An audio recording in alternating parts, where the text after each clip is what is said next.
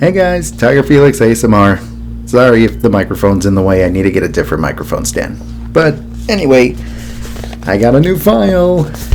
So remember that box filled with files of some of the greatest mysteries in in worldwide history? Well, with all this talk about quarantine and hospitals running crazy, I came across this little file that kind of reminded me of the situation that we're all in now. Sort of. What makes it different is that this all took place not that long ago, in 1994. A woman by the name of Gloria Ramirez came into a hospital because it seemed that she was going under cardiac arrest. But the strange thing is, anybody who was in contact with her or close to her actually became sick and passed out. It became so crazy that they had to evacuate the entire emergency room just to try to get this whole situation under control. So, seeing as I'm locked in my house, you guys are probably locked in yours,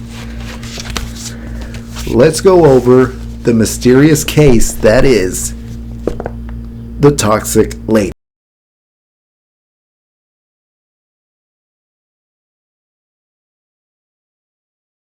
On February 19, 1994, 31-year-old Gloria Ramirez was wheeled into the emergency department of Riverside General Hospital in Riverside, California. She was a patient of terminal cervical cancer. She was complaining about irregular heartbeat and difficulty breathing. Doctors and nurses worked quickly to try to get her condition back under control. The medical staff injected her with a cocktail of fast-acting drugs to help her symptoms, and even sedate her to calm her heartbeat. Unfortunately, those procedures failed to make any changes. The staff then started to prepare the defibrillator for her heart. However, while removing her upper clothing, nurses noticed an oily-like substance coming from her body. One of the nurses, by the name of Susan Kane, even described the smell as an oily garlic-like smell. Susan Kane was then told to take a blood sample of Ramirez for further testing. But when she pushed the needle into her arm, she noted that an ammonia-like odor was coming from the blood. Kane then handed the syringe to a woman by the name of Julie Gorgenci, who was a medical resident. She also noticed the ammonia-like smell. However, she also noted that there was an unusual manila-colored particles floating in the blood. Almost crystal-like substance. It was at that point where Susan Kane, the nurse who drew blood from Gloria Ramirez, then began feeling ill, complaining about a burning sensation in her face. Seconds later, she suddenly collapsed on the floor. She was then rushed out of the treatment room and taken away to be treated for.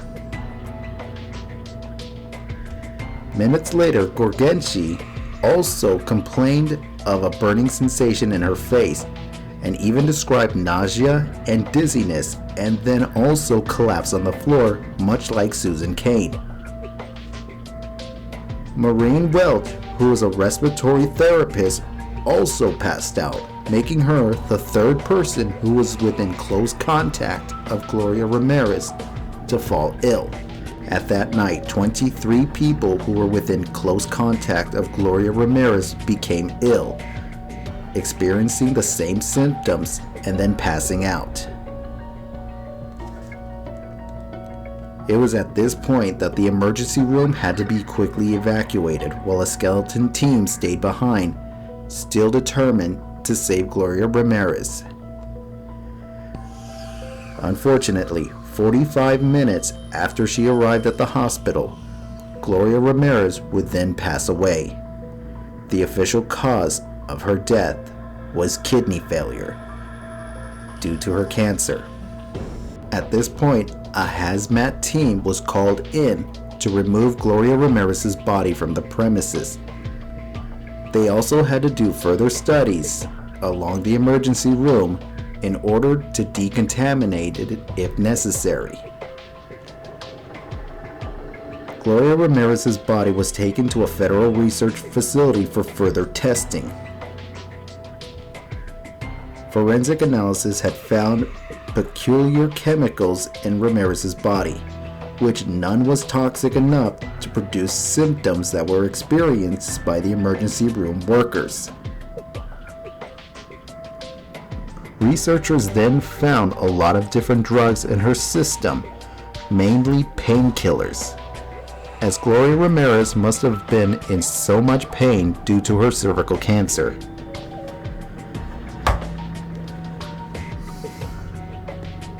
Scientists found an ammonia compound in Ramirez's blood that had most likely formed when Ramirez's body broke down the anti-nausea drug she was taking.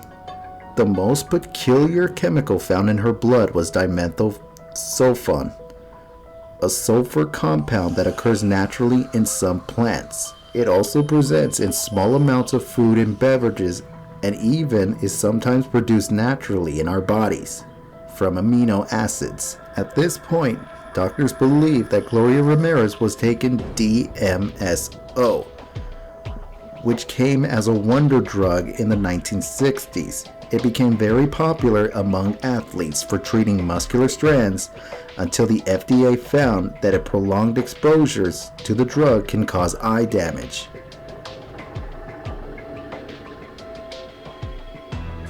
Use of the drug was restricted except in certain formulations, but DMSO continued to gather an underground following as a home remedy.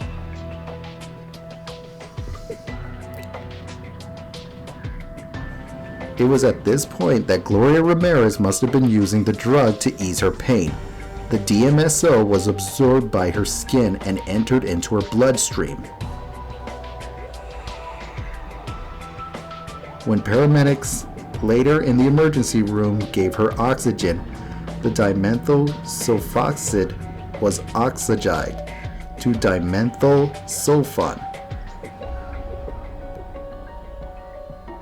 It was dimethyl sulfone that crystallized into the small particles that was in the blood that Susan Cain drew from Gloria Ramirez. Dimethyl sulfone is relatively harmless except for one thing: if you add another oxygen atom to the molecule. Doing this creates dimethyl sulfate, a truly nasty chemical. Vapors of dimethyl sulfate instantly kill cells in exposed tissues, which absorbs into the body. Dimethyl sulfate can cause paralysis, coma, damages to kidney, liver, and even the heart in some severe cases. However, this theory is still up for debate, as the symptoms suffered by the medical staff within Gloria Ramirez's presence did not match the symptoms you would suffer from dimethyl sulfate poisoning. Also, symptoms of dimethyl sulfate usually takes within several hours, where all medical staff in close range of Ramirez passed out within minutes.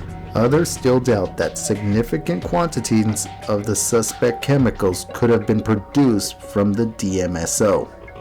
The DMSO theory is still the best forensic experts can come up with, but it doesn't explain everything that happened in the hospital. The death of Gloria Ramirez will continue to remain a medical and chemical mystery. Well, that's pretty much everything in this file, but there is a side note here that eventually Gloria Ramirez's body was buried in an unmarked grave. It was buried over in Olivewood Memorial Park in Riverside. She was buried roughly around 8 weeks after her death. Well, that's pretty much everything that's in the file. But thanks to our good friend the internet, we can see if there's any updates of what possibly caused her death. So, let's check into that.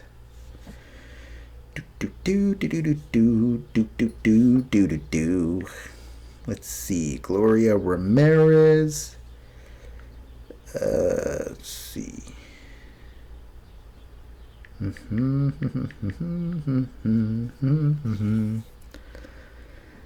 Oh, here we go. Let's see. There's a website here. I'll leave a link to that down in the description if you want to read it. Oh boy, this is a lot. Let's see. This is all just stuff I just read. Let's see.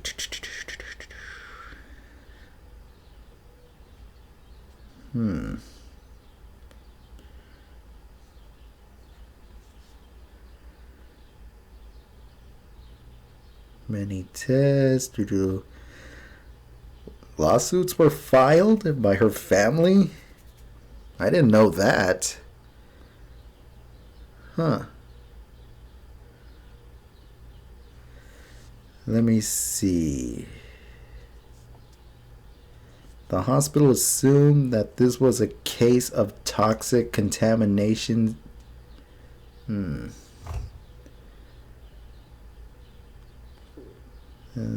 This is pretty much everything I just read.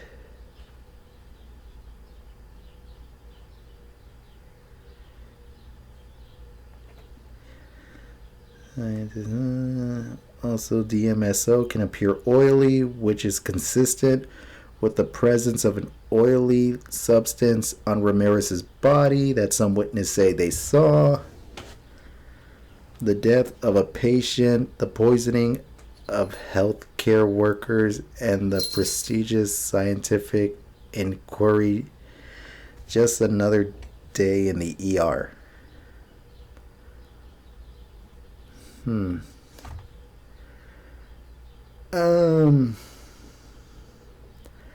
On second thought, I don't think I'm going to put this website in the description.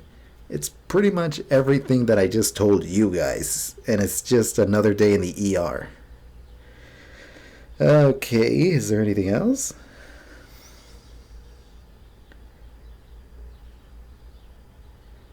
Well, here's another website that says that, they've solved it. So let's see. Just telling the story of what I just said.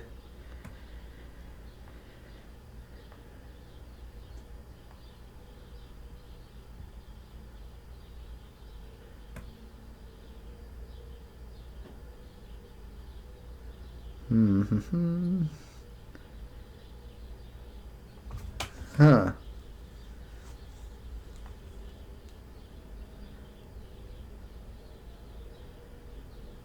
So basically, the Ramirez family took the hospital to court because they felt that they did something wrong that caused her death, or that she was given probably the wrong drugs or something. It was a lawsuit that lasted around 8 months.